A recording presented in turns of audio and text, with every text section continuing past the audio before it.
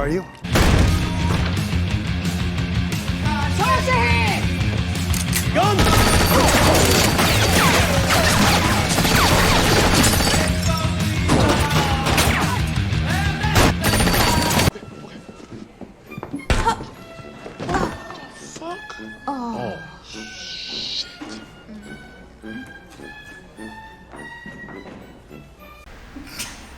I'm so weird, sorry. I know, it's me too.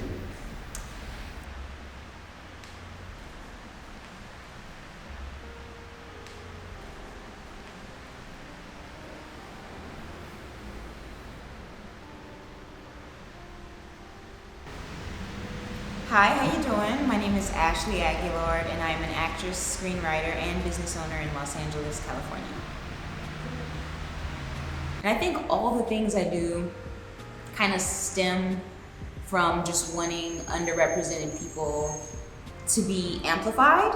The people from where I come from don't see themselves in television, and they don't see hope. Because I'm from Breaux Bridge, Louisiana. It's the tiny town in Louisiana. Almost all the guys that I remember going to school with either are like have passed or are in jail. Literally almost everybody I remember, like they're all in the system. It's not a great place for jobs. It's just horrible all around. And we don't really have that proximity to promise. Like if you're born and raised in New York or Chicago or something, I feel like even if you were poor, you may have seen the billboards, you may have seen the lights, you know that somebody came from where you came from. We don't have that. It's such a shame. So it's like with the acting, I really want to be that representation, show them, okay, we can do this and kind of create like a bridge for more people to get involved. With screenwriting, same, because I do put a lot of people who remind me of those from where I come from into my screenplays, but I also, like the biggest thing for screenplays for me is bringing empathy where there is none. So in almost everything that I write, not almost, literally everything that I write, there's an underlying call for empathy towards something or a type of person in particular. Something that we may usually judge. And then with the marketplace, which is more obvious, it's like amplifying people who typically don't get as much funding or like representation in business. So yeah, we're trying to shed some light on some folks.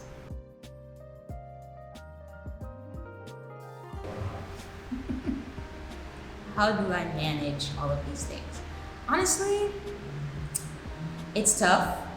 I don't really know because I try all of these different programs and I try, okay, let me schedule block my days in this way to make it work because you want to write for a certain period of time this day. Auditions come left and right. Like even today, I woke up, I had nothing going on, and then 2 auditions came. And like one of the auditions is for something where it's like, okay, we need a quick turnaround by 3 p.m. Pacific, because if you get it, you're going to Atlanta tonight. And I'm like, oh my God. And then the other, I got it this morning, and they're like, can you get this to us by 5 p.m.?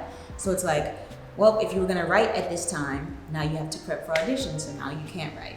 But I do know that I'm a control freak, and I'm in the season of releasing control. I'm in the season of, like, I've always needed to know exactly what's gonna happen next in the order.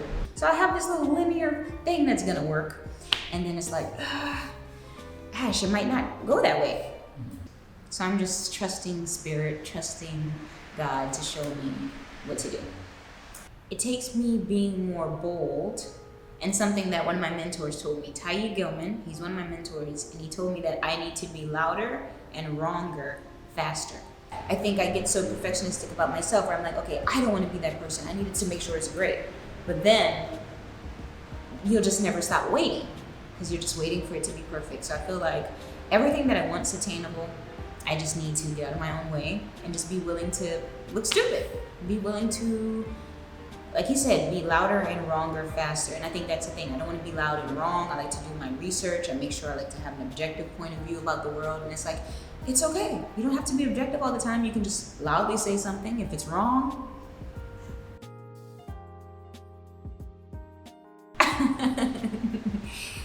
I can't even imagine it. I'm not just saying that either. It's like, it's nowhere in here. I can't see myself failing.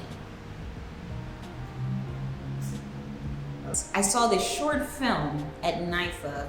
I went to NYSM, you know how like people graduate and they play their short films, and there was one short film that I watched, and oh my gosh, it moved me immensely. you could see his pain, the desperation, and like, oh my gosh, I was in tears. Everybody there was in tears at the end. And it was a short film, right? Literally the next day, I kid you not, the next day, there was that story from New York where this man jumped in front of a freaking subway with a little girl. It was viral, it was over all the blogs, all the news, and she survived. He didn't make it, but she survived. I remember wondering for a second, I wonder what he was going through. And in that moment, I only had that empathy for him because of that film that I watched the day before. Otherwise, I'd be like everyone else in the comments who's just like, Jackie, or like, you horrible human being, which, mind you, that's a crazy thing to do. I'm not justifying jumping in front of a subway with kids. But wow, the fact that I watched your short film and I went out into the world and had more empathy for someone that otherwise I wouldn't have. And it just shows me it's so possible to do. And that's something that I want to do. So, an interesting story, right? My favorite flower is the orchid. Orchids last a very long time. They're beautiful, have always been my favorite flower. But I had two orchid flowers in 2021. That July, my dog passed away. Oreo, best friend, best everything. Honestly, like, this probably sounds horrible to say, but if I could bring like any person back or any living thing back, it would be Oreo. There's been no pain like when Oreo passed. Oh my gosh, it's been horrible. There's nothing like coming home to something that's like loving you and reciprocating your love every day. And it's like, I feel like she's the only person who knew like the real me, because your dog knows everything. Your dog knows who comes in and out that front door when you're secretive about your love life. Your dog knows what your farts smell like. Or your deepest, darkest secrets. Your dog has seen all your breakdowns. And like when she passed, I felt like, wow, I feel like such a phony, because there's nobody in my life that I'm being 100% authentic with all the time. I always have like a cover, it's like whether it's in business, in the industry, obviously I have to be a certain type of, palatable black woman. So it's like, who am I really? And even when you're dating, there's a part of you that, I know I need to exist in a certain way to appease someone. It's like the only person I was ever raw with was Oreo, and then she's gone, and it's like, I don't have anyone to just, and that was the most depressing thing. It was like, and I knew I just needed to distract myself with things, because I didn't want to like go down like a downward spiral. So I kept doing everything else the same. I would like still make sure to like wash my dishes at the same time. And my orchids, they had died, but in the past, the second the flowers fall off and it's dead and the stem dies, you toss that thing out. So I'm still watering this dry thing, and I keep going, and I started noticing that this little tiny bud was coming out of one of the orchids. Lo and behold, both orchids bloomed again. I never knew that if you kept the orchid and kept taking care of it, it would give you another bloom.